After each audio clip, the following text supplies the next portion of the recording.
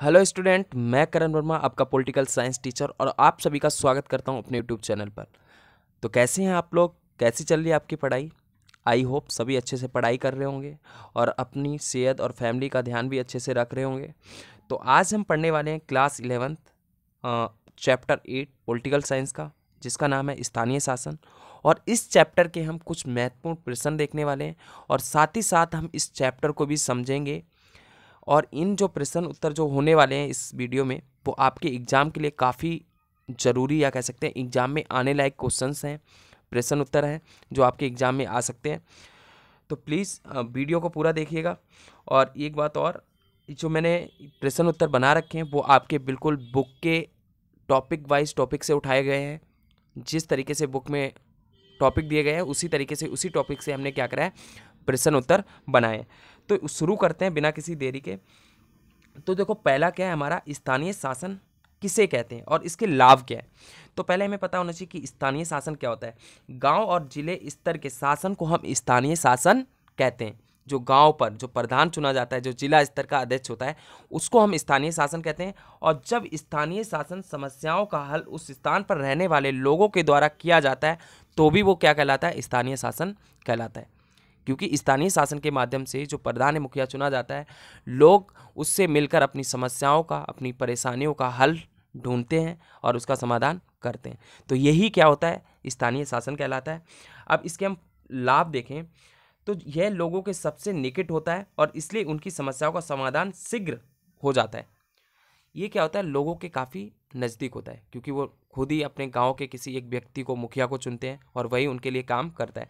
तो इसलिए उनकी जो समस्याएं होती हैं वो व्यक्ति बहुत अच्छे से सुनता है और उसका समाधान भी अच्छे से करता है। समस्याओं का समाधान करने में खर्च भी कम होता है। अब क्या होता है, पैसे भी कम खर्च होते हैं, समाधान आराम से हो जाता है। जो प्रधान होता है, मुखिया होता है, या कोई भी अध्यक्ष होता है, वो क्या करता है, उनका समाधान करता है। तो समाधान क्या होता है, समस्याओं का बहुत कम खर्चे में होता है। और स्थानीय शासन सक्रिय भागीदारी और उद्देश्यपूर्ण उत्तरदायी सुनिश्चित करता है।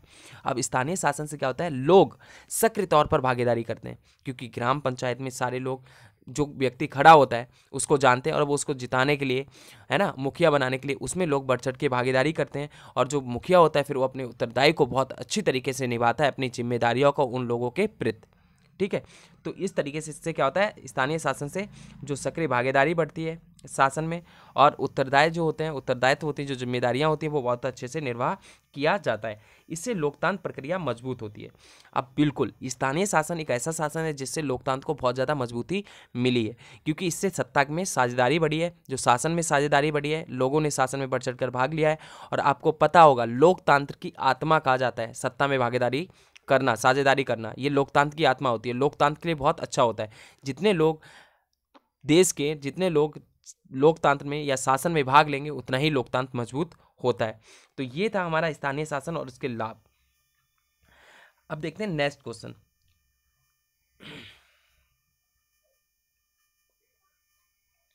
ये क्वेश्चन है, भारत में स्थानीय शासन के विकास का उल्लेख कीजिए। कि जो भारत में स्थानीय शासन था वो किस तरीके से धीरे धीरे विकसित हुआ, उसको देखें। तो एक चीज़ मैं बताऊं आपको यहाँ पे, कि आपने पहले देखा होगा कि पहले भी स्थानीय शासन टाइप में थे, बट कोई संवैधानिक दर्जा या कहीं कोई संविधान में ऐसा लिखा नहीं गया था, ना कोई कानूनी मान्यता थी।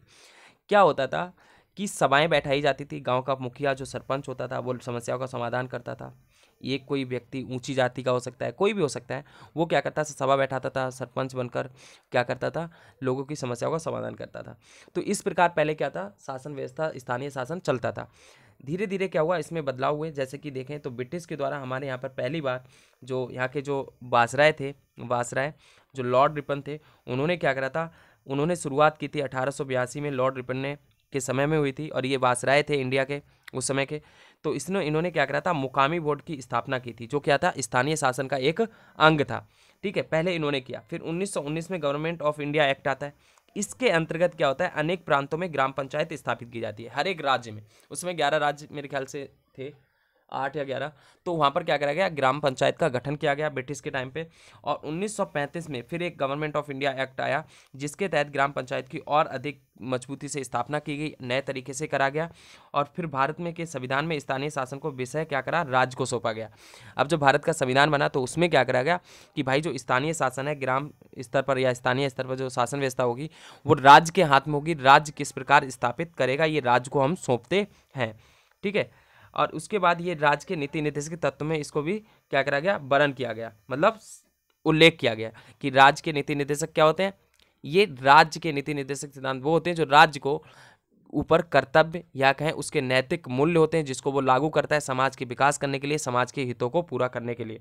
तो इसी में ही क्या करा गया, स्थानीय शासन को इसी में शामिल कर दिया गया। अब ये राज्य की इच्छा पर निर्भर करा गया कि वो राज्य स्थानीय शासन या ग्राम पंचायत को अपने राज्य में स्थापित करता है या नहीं करता है, ये उसकी इच्छा है, ये उसकी मन मर्जी है।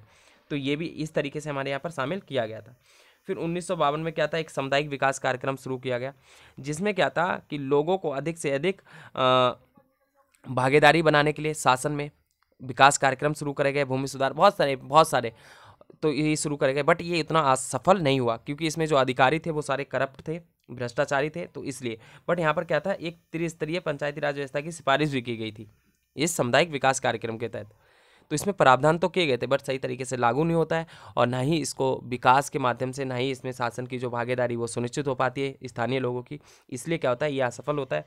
फिर 1960 में पहली बार गुजरात और महाराष्ट्र में क्या होता है, निर्वाचन द्वारा एक फिर क्या होता है, स्थानीय शासन स्थापित किया जाता है निर्वाचन करके, ठीक है। फिर उसके बाद 1989 में सीधे एक पीके थगुन समिति आती है, जो क्या करती है, स्थानीय शासन के जो निकाय होते हैं उनको संवैधानिक दर्जा प्रदान करने की गुजारिश करती है, सिफारिश करती है सरकार से। फिर सरकार क्या करती है, उसको 90 में कई बार इसको पारित करने की कोशिश करती है संशोधन के माध्यम से। बट 1952 में जाके 73वें और 74वें संशोधन के द्वारा क्या होता है, जो स्थानीय शासन को संवैधानिक दर्जा मिलता है उनको पास कर दिया जाता है। जैसे कि यहाँ पे दे रखा है कि 1992 में संविधान के तहत 73वें 74वें संशोधन द्वारा वर्तमान स्थानीय शासन की प्रणाली को पास किया जाता है और 1993 में अप्रैल में लागू कर दिया जाता है। और 73वें संशोधन का ग्रामीण स्थानीय शासन की संस्थाओं से संबंध था। जो 73वां संशोधन था उसका जो संबंध था वो ग्रामीण स्तर की जो शासन व्यवस्था है, स्थानीय शासन व्यवस्था है, उससे उसका अर्थ था। 74वें संशोधन का जो संबंध था वो शहरीय जो स्थानीय जो होते हैं ना, जैसे हमारे यहाँ पर दिल्ली, कोलकाता, जो भी हो सकता है, जितने भी शहर के आते हैं, उससे संबंधित था 74वां संशोधन। तो यहाँ पर एक चीज़ और अभी मैं आपको नेक्स्ट वीडियो में बताऊंगा कि महात्मा गांधी और नेहरू, अंबेडकर का क्या अपना विचार था स्थानीय शासन को लेकर, ग्राम पंचायत को लेकर, उसको भी हम देखेंगे। अभी नहीं बताने वाला, मैं नेक्स्ट वीडियो में बताता हूँ। अब आते हैं हम 73वें संशोधन के तहत क्या था, है ना। 73वें संशोधन के तहत था क्या, तो अभी हमने देखा कि किस तरीके से स्थानीय शासन का विकास होता है अलग अलग प्रयासों के द्वारा, ठीक है। अब हम देखेंगे कि जो स्थानीय 73वें संशोधन के अंतर्गत जो पंचायती राज व्यवस्था का उल्लेख किया गया था, जो 1952 में पारित किया गया, 93 में लागू किया गया, जिस संशोधन के तहत क्या करा गया, संवैधानिक दर्जा दिया गया स्थानीय शासन को, कि अब ये संविधान में ये सम्मिलित किया गया है कि अब कानूनी तौर पर स्थानीय शासन, ग्राम पंचायत और नगर पालिकाओं की स्थापना की जाएगी। तो इसमें 73वें संशोधन में काफ़ी प्रावधान किए गए थे स्थानीय शासन को स्थापित करने के लिए। पहले देखो इसमें ये बताया गया, इसकी रचना बताएगी कि भाई किस प्रकार से स्थानीय शासन को स्थापित किया जाएगा। उसमें क्या बताया गया, ये बताया गया कि इसमें त्रिस्तरीय ढांचा अपनाया जाएगा, कि 3 स्तर पर क्या होंगी, पंचायती व्यवस्था होगी। एक ग्राम पंचायत होगी पहले निचले स्तर से, फिर मंडल या मध्यवर्ती तालुका कहेंगे वो पंचायत होगी दूसरे स्तर पर, और जो ऊपर होगी वो जिला पंचायत होगी। और जिले पंचायत में जो पूरा गांव होगा ना, ग्रामीण इलाका, वो सारा इसमें आएगा। तो ये एक प्रावधान कर रखा था। और इसी रचना में ग्राम सभा का निर्माण अनिवार्य किया गया था। बेशक तालुका जो मध्यवर्ती है ना, इसका नहीं किया जाएगा, बट ग्राम सभा का निर्माण करना बहुत जरूरी है, कंपलसरी है, अनिवार्य है, ये कहा गया था। और प्रत्येक मतदाता ग्राम सभा का सदस्य हो गया। जो भी ग्राम सभा के जितने भी मतदाता हैं वो सब क्या होंगे, ग्राम सभा के सदस्य होंगे जो वोट देंगे। और ग्राम सभा की भूमिका और कार्य क्या करेगा, ये राज्य के ऊपर थोपे गए कि राज्य बताएगा उनके कार्य क्या है और उनकी भूमिका क्या होगी, ठीक है। ये 73वें संशोधन में चीज़ें उल्लेख किया गया। साथ ही साथ चुनाव भी बताए गए कि भैया चुनाव कैसे होंगे। तो चुनाव जो कहा था कि पंचायती राज संस्थाओं का चुनाव प्रत्यक्ष रूप से होगा। जनता क्या करेगी, प्रत्यक्ष रूप से अपने जो प्रतिनिधि होंगे, प्रधान होगा, मुखिया होगा, अध्यक्ष होगा, पंचायती अध्यक्ष होगा या जिला अध्यक्ष होगा, उसका चुनाव करेंगे। तो इसकी अवधि 5 वर्ष होगी। अगर सरकार द्वारा 5 वर्ष से पूर्व पंचायत को बंद किया जाता है या भंग किया जाता है और या कोई मर जाता है, कुछ भी होता है, तो क्या होगा, 6 महीने के अंतर वहाँ पर चुनाव करवाना आवश्यक होगा। आरक्षण, अब आते हैं आरक्षण। ये तो था चुनाव।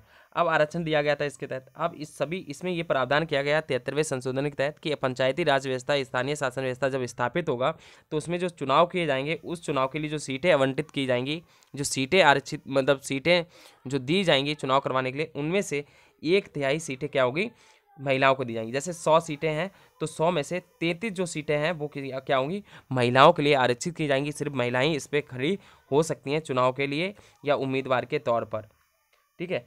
और अनुसूचित जाति जनजातियों के लिए जनसंख्या के अनुपात में क्या करा था, सीटों को आरक्षित किया गया। इसमें महिलाओं के लिए भी आरक्षण किया गया था कि उसमें महिलाओं को भी दिया गया था कि भाई जो अनुपात, पहले क्या था कि जो अनुसूचित जनजाति हैं और जाति हैं, उनकी संख्या के आधार पर हम क्या करेंगे, उनको सीटें देंगे, ठीक है। उनकी जनसंख्या के आधार पर हमने सीटें दे दी। अब वो जो सीटें उनको दी जाएंगी उसमें से महिलाओं को भी क्या करा जाएगा, 1/3 सीटें आरक्षित की जाएंगी अनुसूचित जातियों में भी, ताकि अनुसूचित जाति के पुरुष उस पर, महिलाओं पर कह सकते हैं दबाव ना डालें, उस पर अपना प्रभुत्व ना जमा सकें।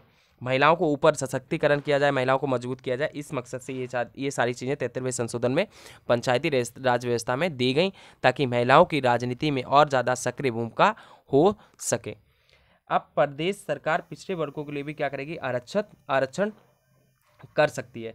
जो सरकार है, राज्य सरकार, वो क्या कर सकती है, पिछड़े वर्ग जैसे ओबीसी दिखता है, और कोई जैसे कि उत्तर प्रदेश जो यूपी सरकार है, यूपी की सरकार ने ओबीसी के लिए क्या कर रखा है, पिछड़ा वर्ग है तो उसके लिए आरक्षण दे रखा है। तो इसी तरीके से इसमें कहा गया कि जो प्रदेश जो राज्य सरकार है वो क्या कर सकती है, पिछड़े वर्ग के लिए आरक्षण कर सकती है। और 3 स्तरों पर सामान्य सीटों के अतिरिक्त अध्यक्ष पद का भी आरक्षण महिलाओं और अनुसूचित जाति और अनुसूचित जनजाति के लिए किया जा सकता है। अब वो महिलाओं के लिए भी कर सकते हैं, पिछड़े वर्गों में अनुसूचित जाति जनजाति को जो भी इलाका लगते हैं उसके लिए क्या कर सकता है, राज्य सरकार वो सीटें आरक्षित कर सकती है, ठीक है। अब हम बात करते हैं यहाँ पे चुनाव तो कर लिया यार। अब हम करते हैं विषय। अब क्या करा गया था, इसमें कुछ विषयों का हस्तांतरण किया गया था, है ना, हस्तांतरण किया गया था, सा लिख दिया, हस्तांतरण होगा। तो इसमें क्या था कि राज्य सूची के जो 29 विषय शामिल किए गए थे, जो किसके लिए, स्थानीय शासन को, कि ये 29 काम होंगे, इन पर क्या करेंगी स्थानीय शासन, यह 29 काम इनको करने होंगे। जैसे यहाँ पर दे रखा है, ग्रामीण आवास, बाजार, मेला, कृषि, पेयजल, पानी की सुविधाएं उपलब्ध कराना, कृषि से संबंधित सुविधाएं, ये सारी इनको दी जाएंगी। तो ये 29वें विषय क्या करे गए थे, 11वीं अनुसूची में डाल दिए गए, किसके लिए, स्थानीय शासन के लिए। जो ग्राम पंचायत के मुखिया अध्यक्ष होंगे वो कौन से कार्य करेंगे, क्या कार्य नहीं करेंगे, वो सारा बिल्कुल बताया गया था। और जो कार्य करने थे वो 29 कार्य थे, जिन्हें विषय के रूप में 11वीं अनुसूची में शामिल किया गया था। अब आते हैं 1956 का संशोधन। इसमें 1956 के संशोधन के द्वारा क्या करा गया था कि भाई ग्राम पंचायत का तो कर दिए, बट हमारे यहाँ पर कुछ ऐसी भी क्षेत्र हैं जहाँ पर आदिवासी रहते हैं, जंगल में जनजातियाँ रहती हैं, उनके लिए भी प्रावधान किए गए थे स्थानीय शासन के लिए, ताकि वो भी राजनीतिक व्यवस्था में या शासन व्यवस्था में भागीदारी अपनी निभा सकें।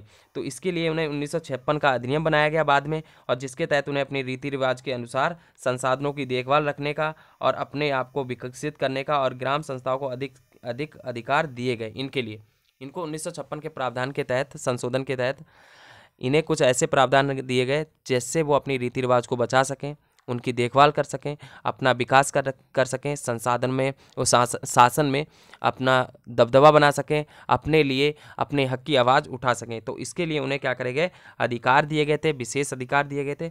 तो ये था 1996 का संशोधन। ये कई बार पूछ लिया जाता है क्योंकि काफ़ी बच्चे इस पर ध्यान नहीं देते हैं, तो ये आपका ज़रूरी है। अब यहाँ पर एक जो करा गया था प्रावधान वो क्या था, देखो, राज्य चुनाव आयोग का एक अलग से प्रावधान किया गया था कि भाई भारत का जो चुनाव आयुक्त है ना, चुनाव आयोग, वो शासन यहाँ पर चुनाव नहीं करवाएगा।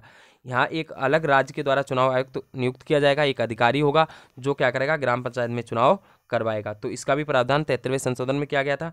और राज्य वित्त आयोग, अब क्या था, स्थानीय संस्थाओं को वित्तीय क्षेत्र में आत्मनिर्भर बनाने के लिए प्रत्येक 5 वर्ष पर एक राज्य वित्त आयोग बनाने का प्रावधान।